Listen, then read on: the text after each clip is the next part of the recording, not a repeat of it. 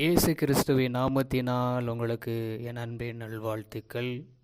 இந்த Jesus blessing வேல்டின் மூலமாய் கர்த்தர் அன்பின் வார்த்தைகளை அப்படியா இடைப்படுவதனால நம்ம கர்த்தரை ஸ்தோத்தரிப்போம். இந்த மாதம் முழுவதும் அன்பின் வார்த்தைகளை பகிர்ந்து கொள்வதனால சந்தோஷம்.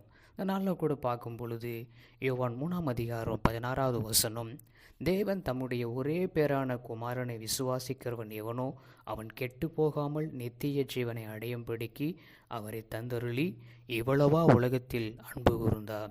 அவர் இவ்வளவாய் அன்பு கூர்ந்தபடியினால் தம்முடைய ஒரே பேரான குமாரனாகிய இயேசு கிறிஸ்து இந்த பூமியில் அவர் வந்தார்.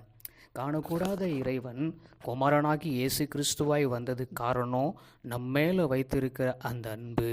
இவ்வளவாய் அன்பு கூர்ந்தார் சொல்லி அது மாத்திரமில்லை, விசுவாசிக்க வேண்டும், நம்ம நித்திய ஜீவனை அடையும்படி அவர் நம்மேல் அன்பு கூர்ந்தவராக இருக்கிறார்.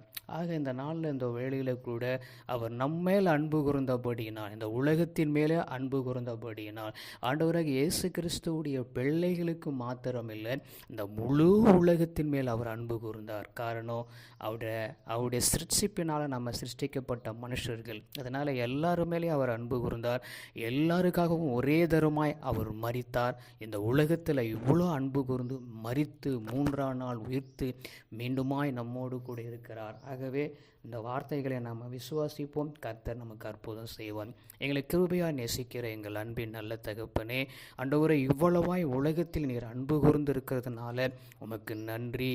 அமேன் ஆண்டவரே, ஸ்தோத்திரம். நித்திய ஜீவனை அடையும்படிக்கு ஆண்டவர் நாங்கள் விசுவாசிக்கிறோம். ஆண்டவரை நீர் வந்ததை நாங்கள் நம்பி ஆண்டவரை இன்னும் ஆண்டவரை நீங்கள் எங்களுக்குள்ள வரப்போதுனால உம்மை நன்றியோடு துதிக்கிறோம். இயேசுவின் நாமத்தில் ஆமேன்.